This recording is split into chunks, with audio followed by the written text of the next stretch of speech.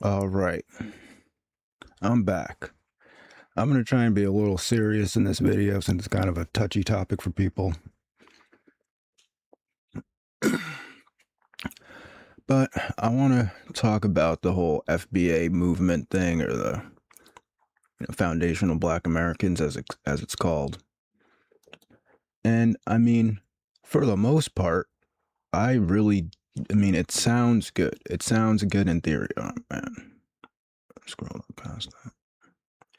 It sounds good in theory.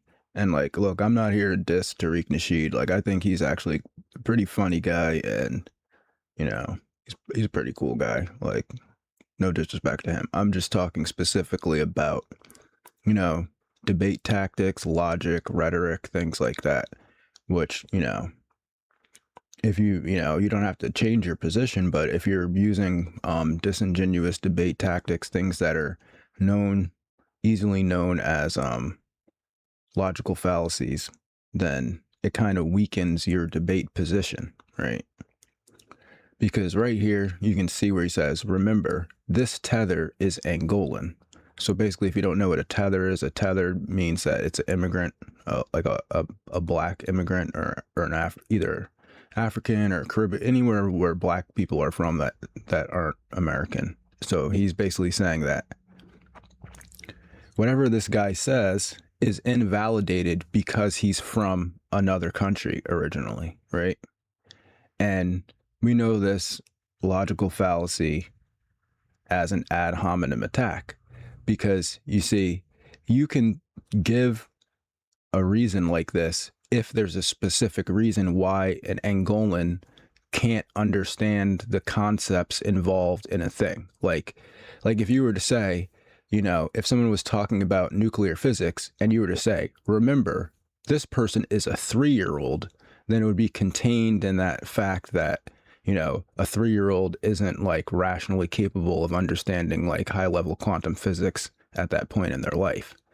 But depending on the question, so now we're going to look at what Matt Nuclear has to say that would invalidate, or what him being an Angolan would validate what he's saying, basically. So if he's saying things that are true, does it matter where he's from? Doesn't matter what country he's from? And you see what I'm saying? That tactic is a tactic that's used to basically stop other people from being able to give their opinion about black culture, even though they too live in America.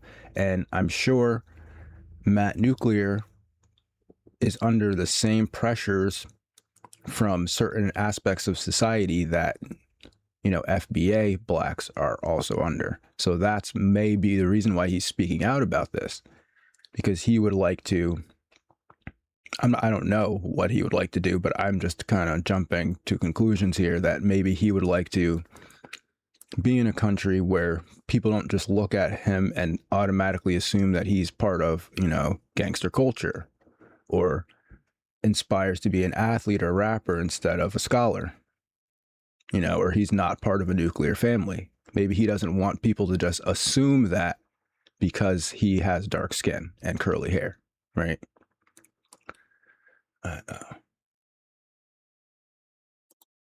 Okay.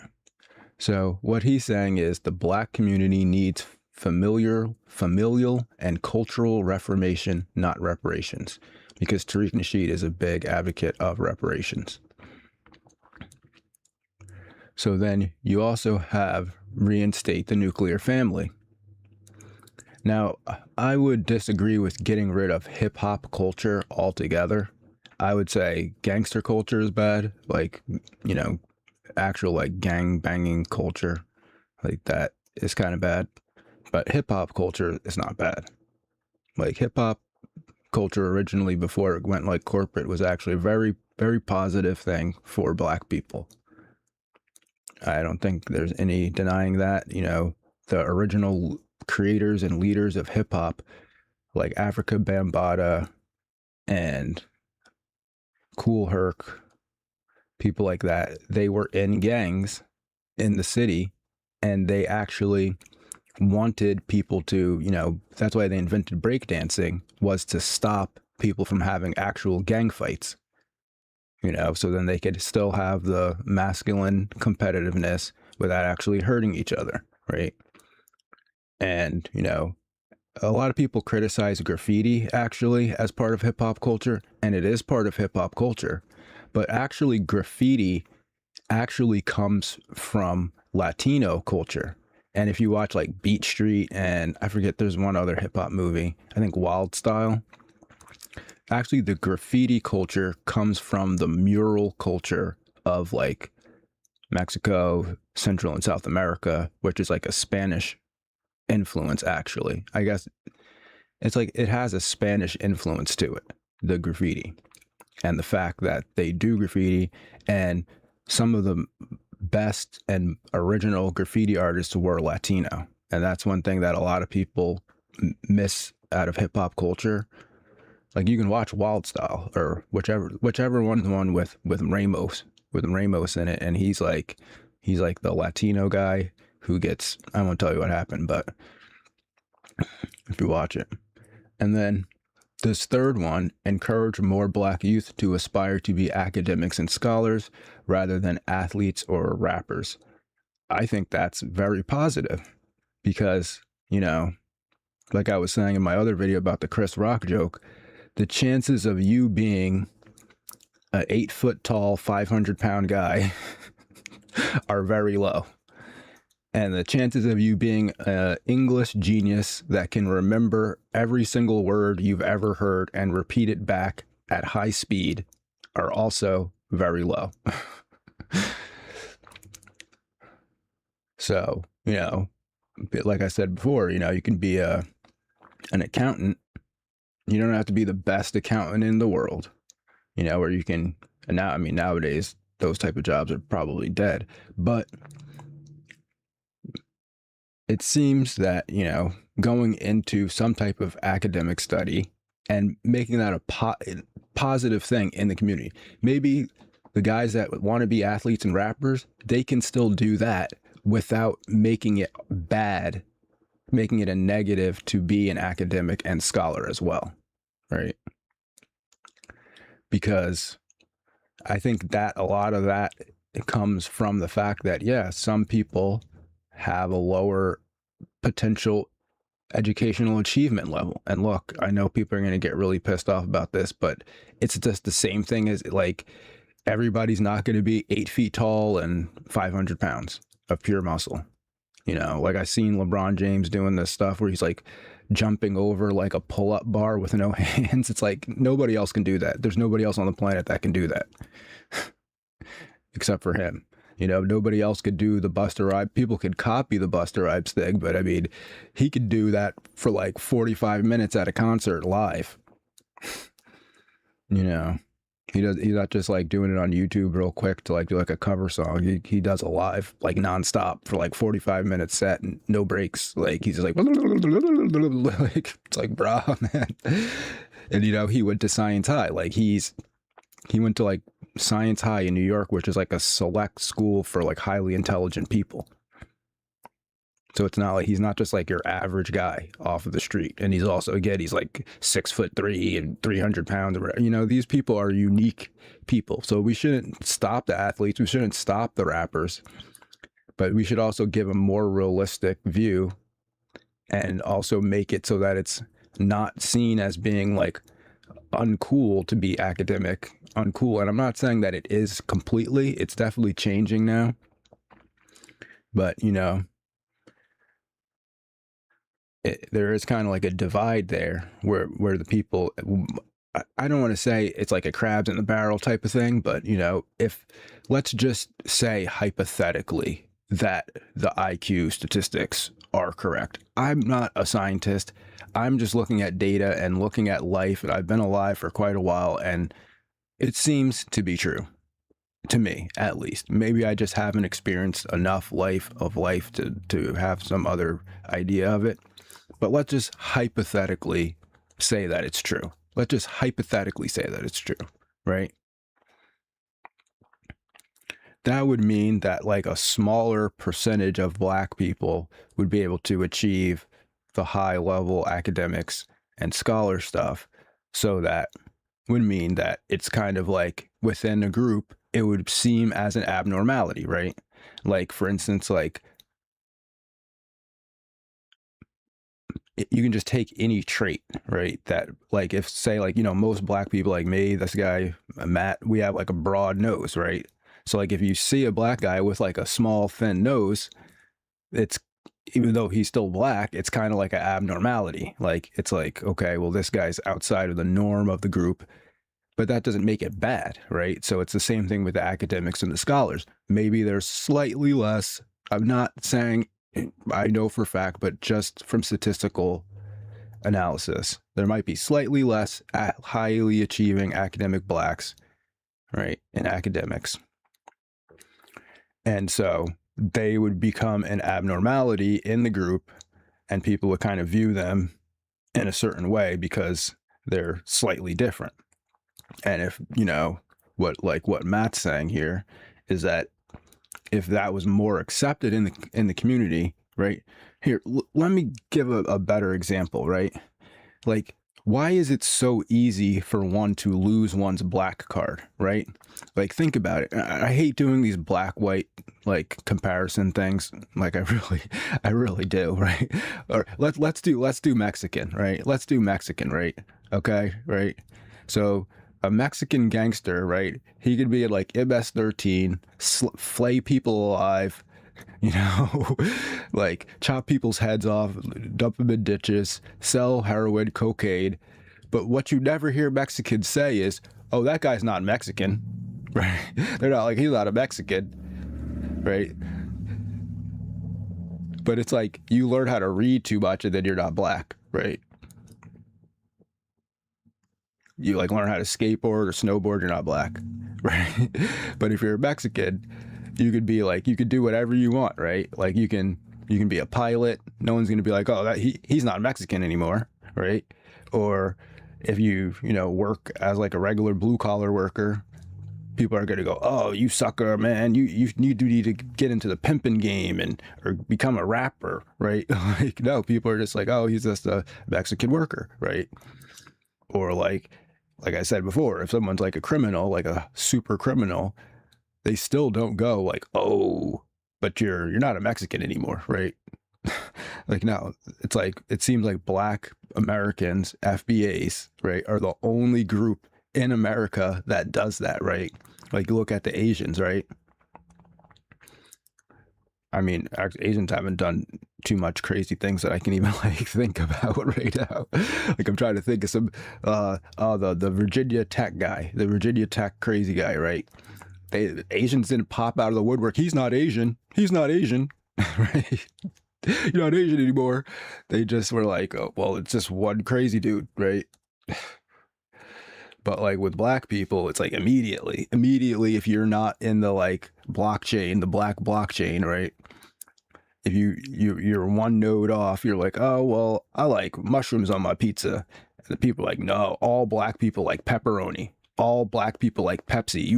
You're drinking Mr. Pibb. Oh, you're not black anymore, right? It's ridiculous, right? It's really a ridiculous concept. And it just goes into showing how, this is a complete logical fallacy, right? You need to present, you can't just say, don't listen to this guy, he's from another country. If he has logical opinions and factual like reasons why it's better or worse, then this does not disqualify him from speaking the truth.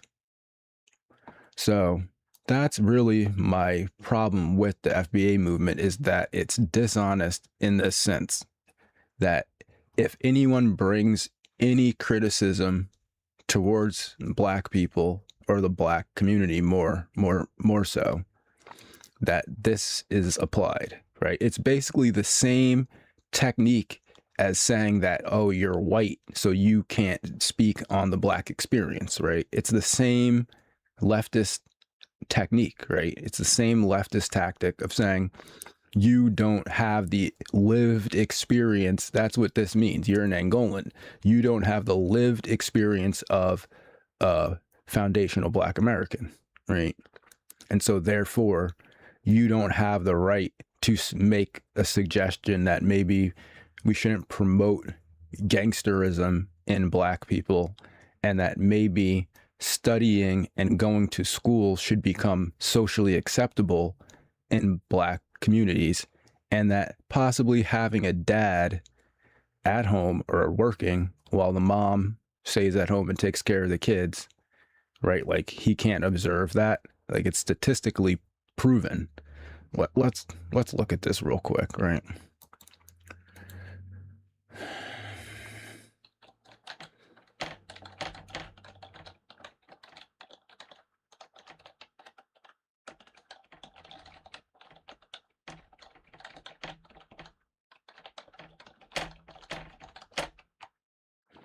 Right, I'm looking it up right now. We're going right to the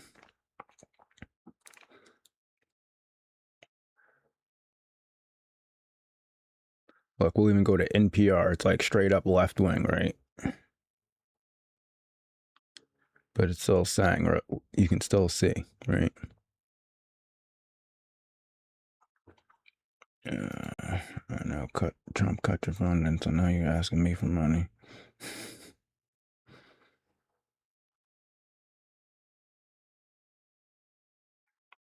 This doesn't have like statistics in it though.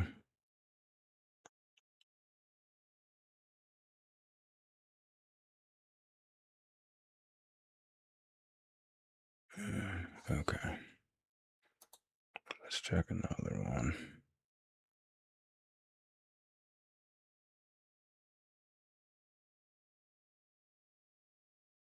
We're not even going to go into single moms versus single dads.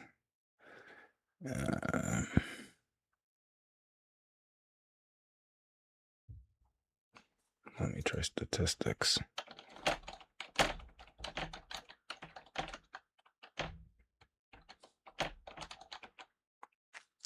People love a chart, man.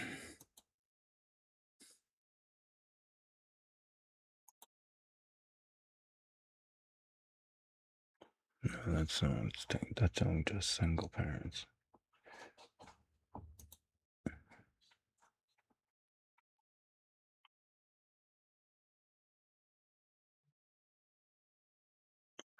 See what I'm saying? Like, and then you're wondering what is causing the poverty, right? What's causing the poverty?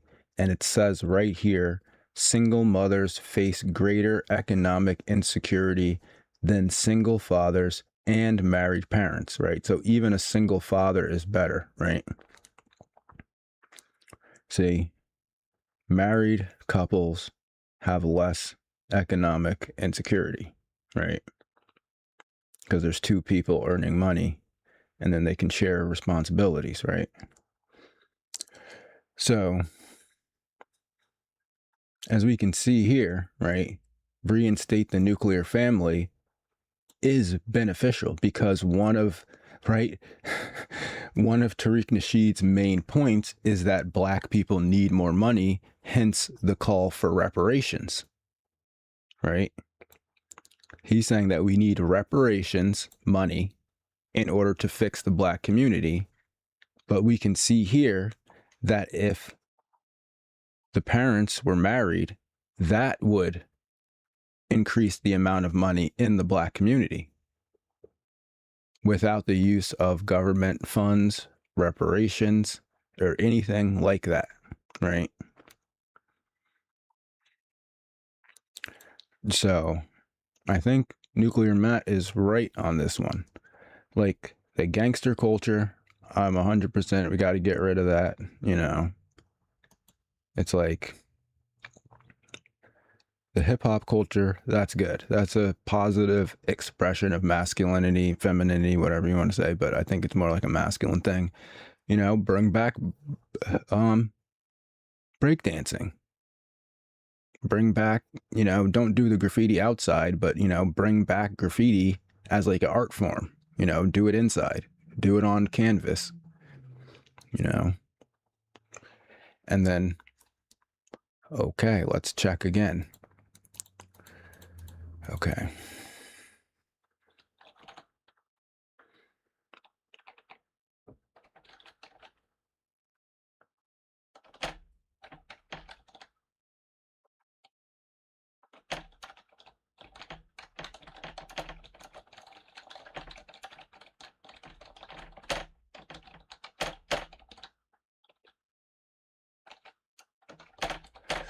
gotta do a chart for everybody.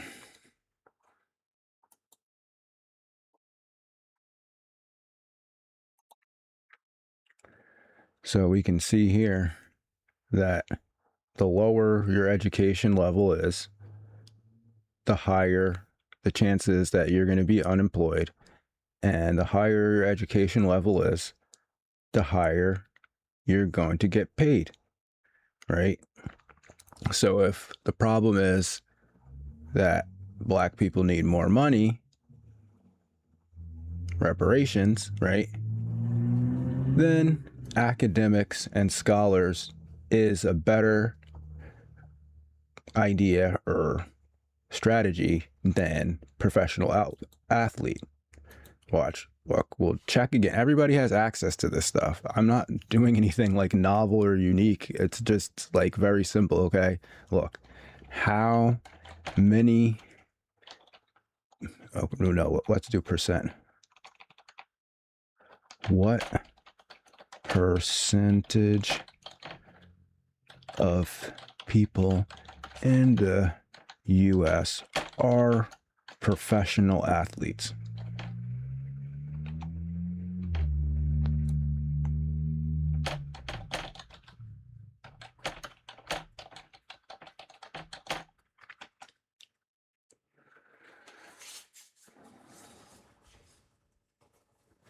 See?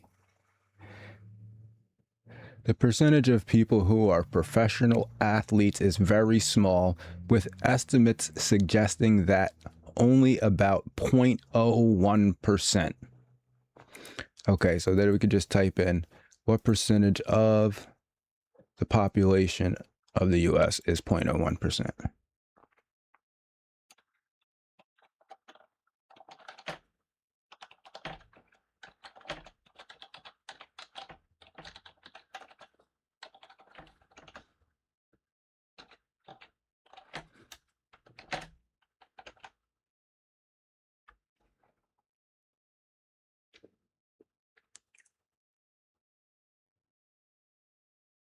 So basically, there's only 34,000 people in the entire United States that are professional athletes, right? So again, Matt Nuclear, I think, is correct here because the chances of you winning this, all right, let's see how many people win the lottery per year.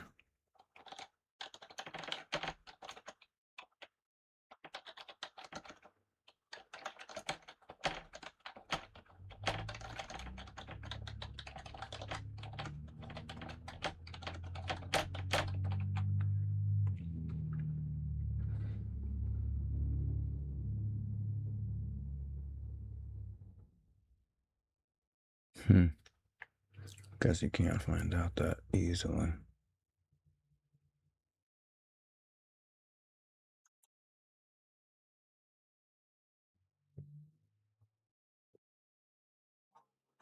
No, I don't want to play the lottery.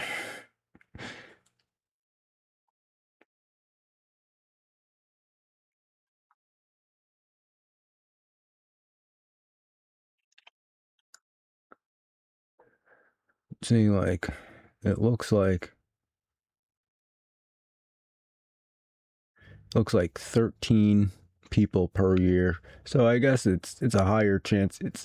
Being a professional athlete is like a higher chance than winning the lottery. Okay, you got that.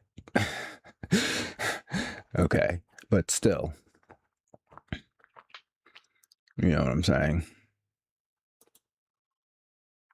The education is still going to be a higher chance.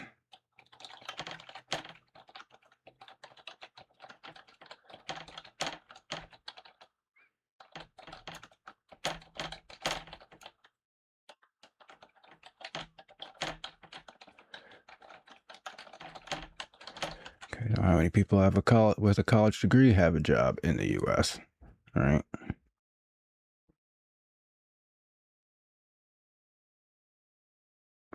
Oh, they're working multiple jobs, but still.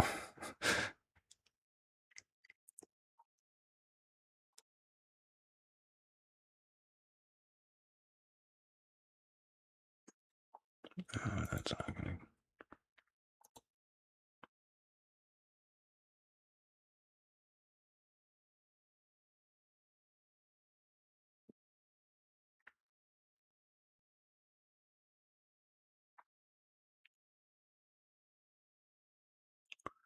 Okay. Okay, so 32.7% of people that attended four-year colleges participated in the labor force.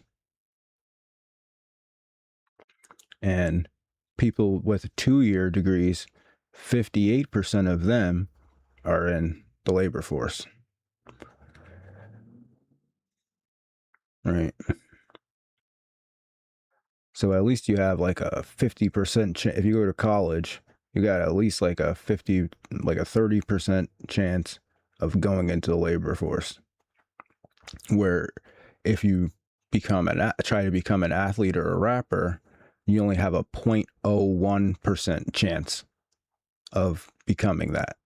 So it seems like academics and scholars are better to shoot for rather than athletes and rappers, right? So we can check all the things that he's saying are true, regardless of what country he's from. And it doesn't matter if he's Angolan or not. The fact of the matter is that he can understand life and he can look at statistics and find out which things are good and which things are bad, at least for a certain goal. And if the goal is to help the Black community, then it seems like these suggestions will help to reach the goal that Tariq Nasheed wants to reach, which is getting more money for Black people. Because if your true goal is to get more money for Black people, then these suggestions will all get more money for Black people.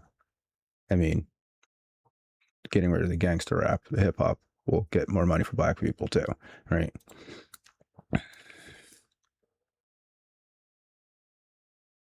And so if you still want reparations, meaning you want to take something from basically white people, right?